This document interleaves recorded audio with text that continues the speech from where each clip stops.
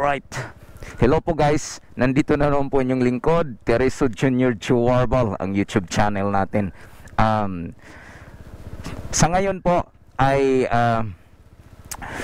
pupunta tayo sa Impact Arena dahil po mayroon po ngayong motor show doon po ginagawa. At saka nagsimula yung motor show nila sa November 30 until December 11. Pero nung pagpunta ko noon ay hindi ko talaga master yung daan. So ngayon, mag-scout muna tayo. Tapos mamayang tanghali ay balik tayo. So ngayon ay itur ko muna kayo kung paano pumunta doon. Okay? So, close visor tayo. Ayan. Sige. Pray nyo kami ni Pixie ha. Dito tayo. Hindi tayo top speed guys ha. Baka sabihin nyo top speed ako. Walang top speed. Normal lang po to.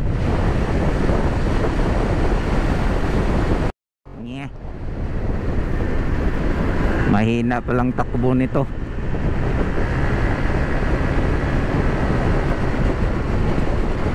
Padaan ching.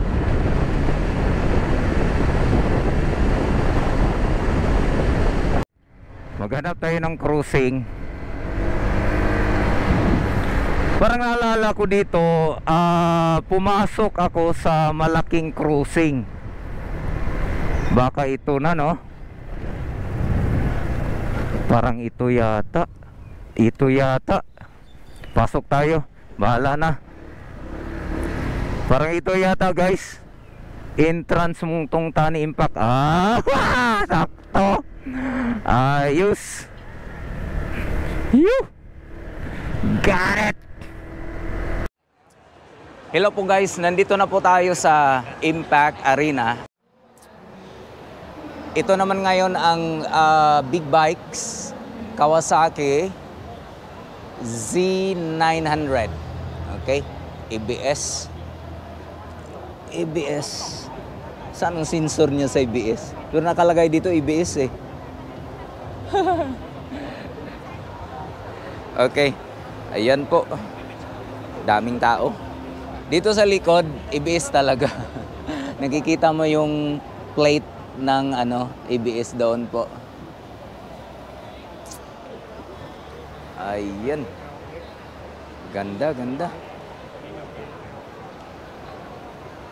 Pero kawawa nito yung angkas mo. Isang piga mo lang sa gasolinador ba? Dagdag yung yung kasama mo.